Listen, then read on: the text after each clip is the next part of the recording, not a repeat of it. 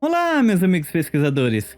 Houve um momento de grande extinção de espécies segundo estudos científicos, e a evidência que está dando um sentido coerente a isso é chamada de hipótese do impacto Younger Dryas. Essa hipótese foi apresentada por um grande grupo de cientistas credenciados, conforme relatado em uma das revistas científicas mais abrangentes do mundo, a PNAS.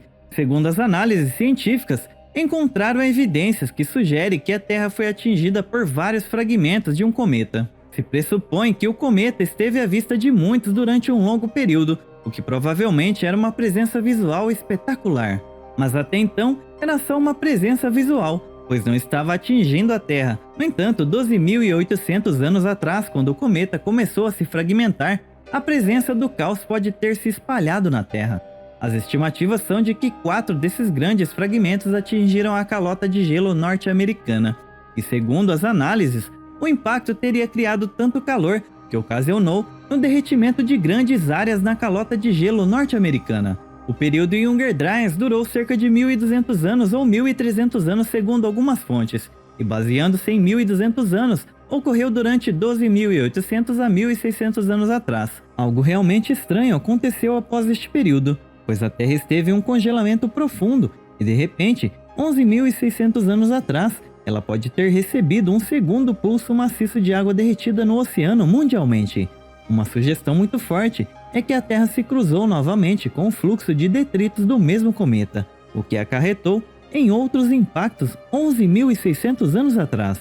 Mas segundo as análises, esses impactos provavelmente não foram no gelo, e sim teriam ocorrido inteiramente nos oceanos. Talvez isso tenha ocasionado em ondas extraordinárias e uma enorme quantidade de vapor de água lançada na atmosfera superior. E neste vídeo, iremos abordar as informações que temos sobre as lendárias cidades que ficaram submersas por este evento em um passado distante. E se você quer navegar conosco neste vasto mar de conhecimento, seja muito bem-vindo, pois estamos prestes a mergulhar no 6º capítulo desta incrível história.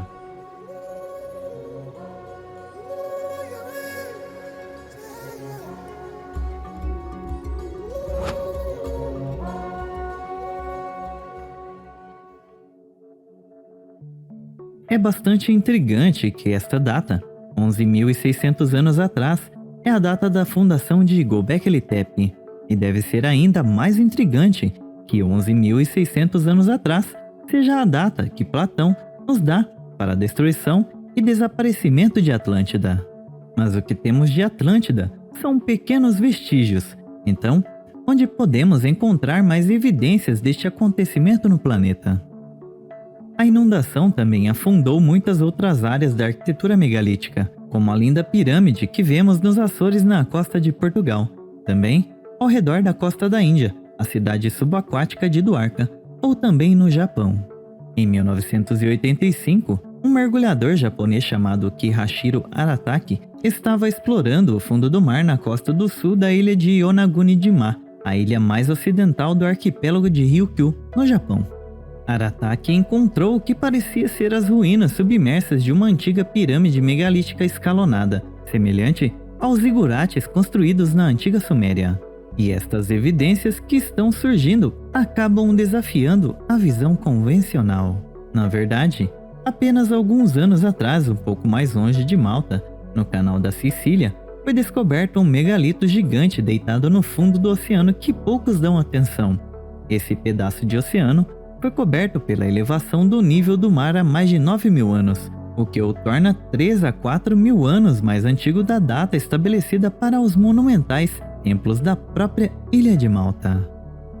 Alguns especialistas, como Jack Carey, fizeram algumas pesquisas alternativas que podem surpreendentemente coincidir com a ciência por trás do Younger Dryas. Segundo Jack Carey, no que diz respeito às pirâmides submersas nos oceanos do mundo, muito disso pode estar ligado à pesquisa feita pelo Dr. Courtney Brown e seu grupo de visualizadores remotos muito qualificados. Talvez você não saiba, mas a visão remota foi e é usada por agências de serviço secreto há muito tempo, e temos um documentário aqui no canal que abordamos este assunto com mais profundidade, e irei deixar no card para que vocês possam ver se ainda não viram. Pois bem, segundo Jack Carey, eles estão começando a não apenas atingir o que descreveram como sendo Atlântida, Mas, através de suas visões remotas, eles estão começando a verificar que foi essa mesma ciência que causou a queda da sociedade, que eles a usaram de tal forma que literalmente causou uma grande destruição na Terra, e que isso pode ter realmente feito parte de algum tipo de conflito ou guerra que estava acontecendo. Agora, o que seria este conflito?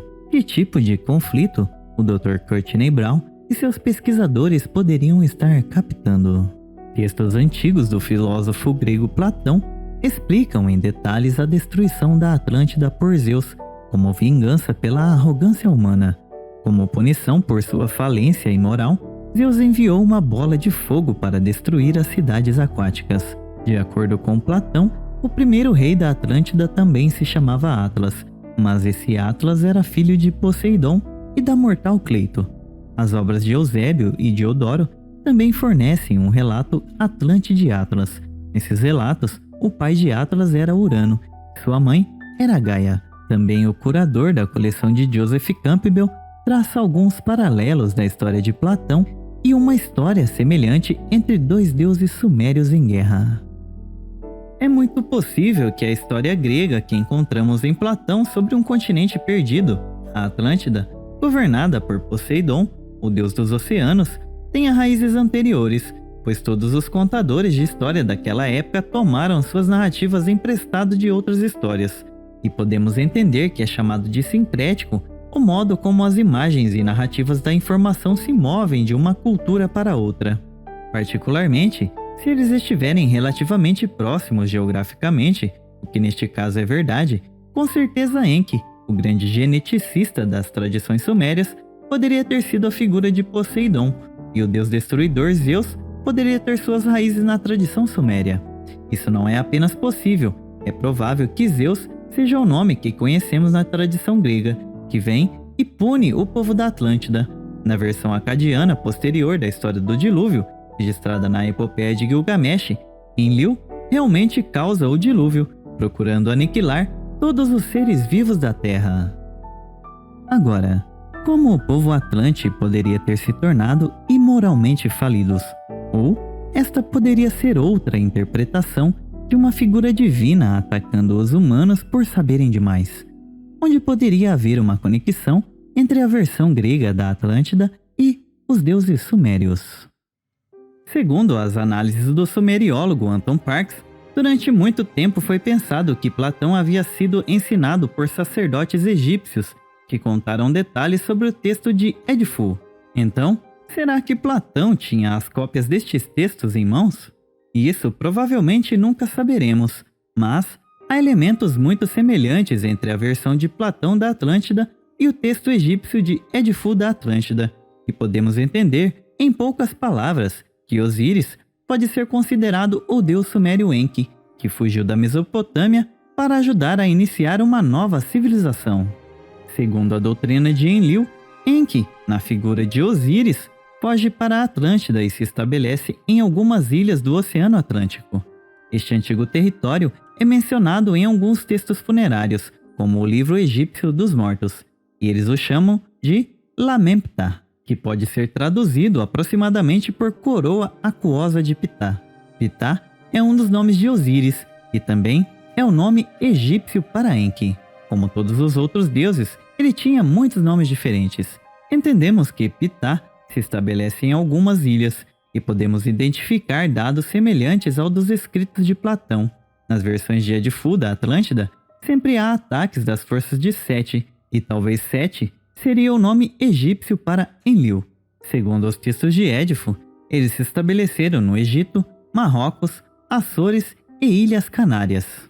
Os textos dizem que Sete não para de atacar as ilhas de Osíris, e outro elemento interessante nesta história é uma tecnologia que os deuses egípcios usaram para a proteção, os pilares de Jet, pois eles os colocam em volta da cidade.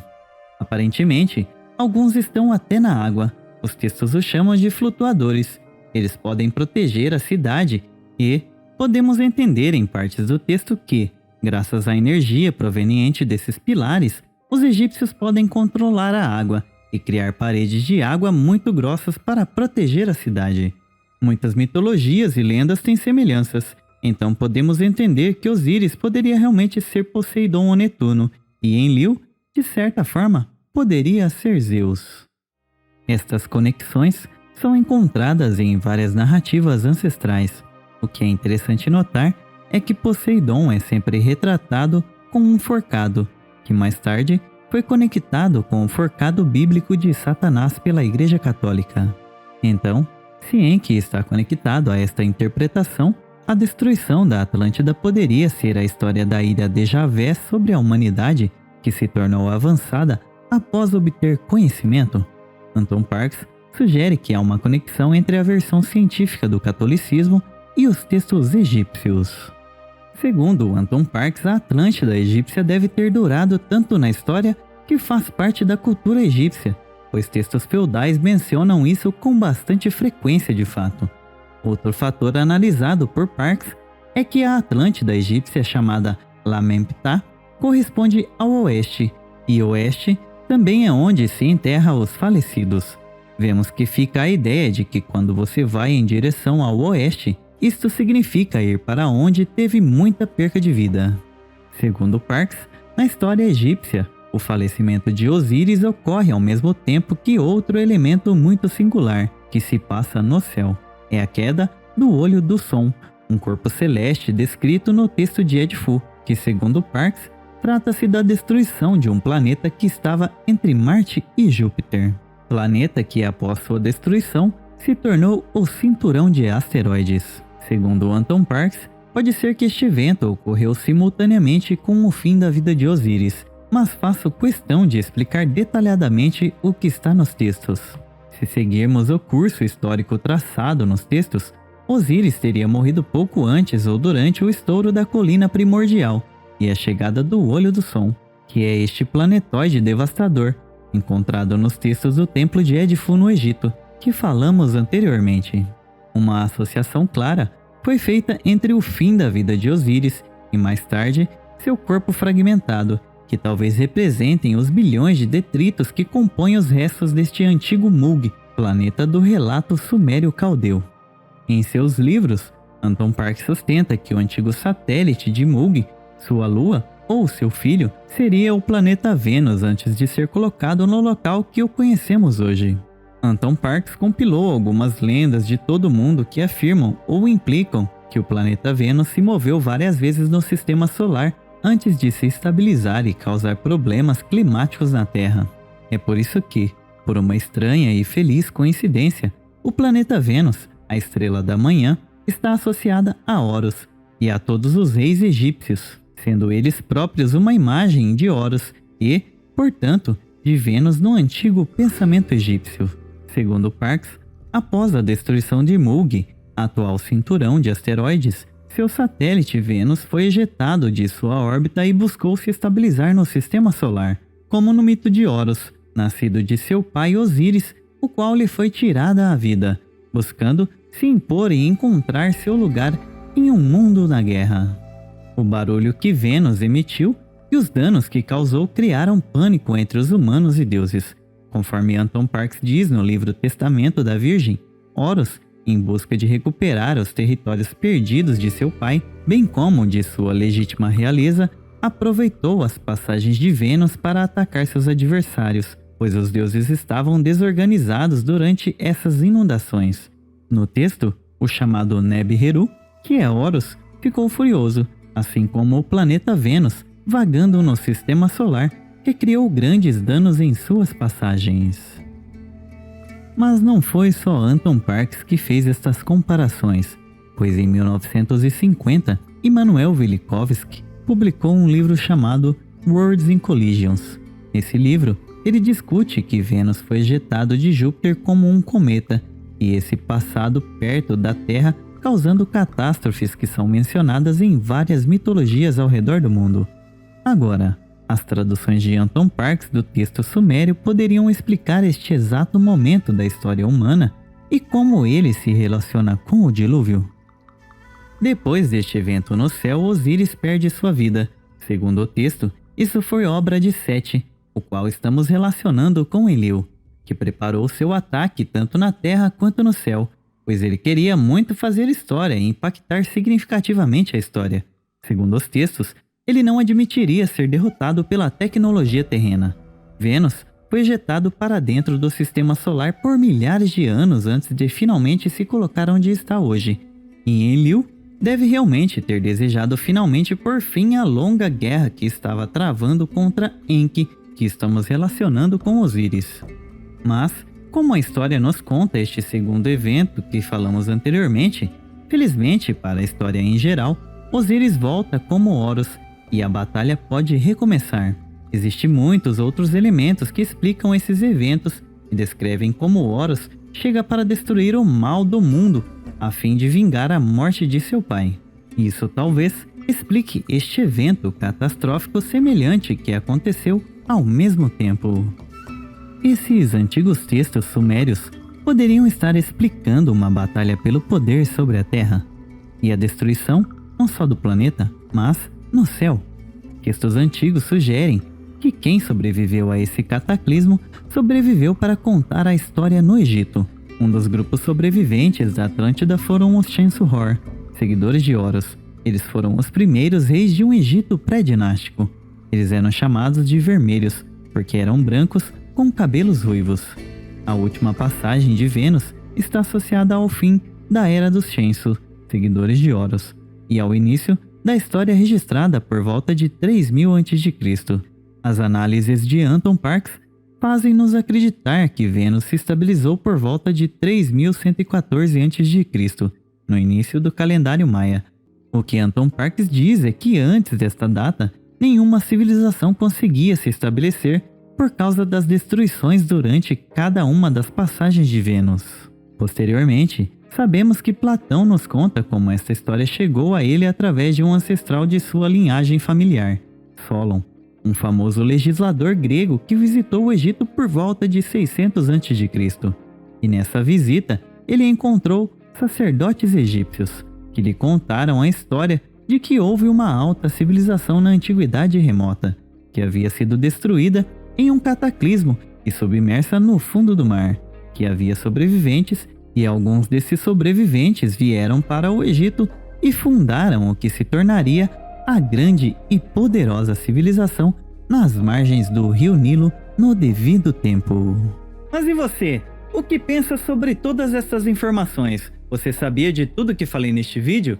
Diga aqui nos comentários se você conhecia estes detalhes sobre essas narrativas antigas.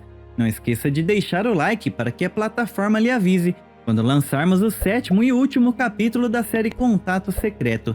Também se inscreva no canal se ainda não for inscrito e ative o sininho das notificações para não perder nenhum conteúdo. Muito obrigado por permanecer até aqui. Desejo a todos muita paz e alegria e até o 7º capítulo desta incrível história. Tchau!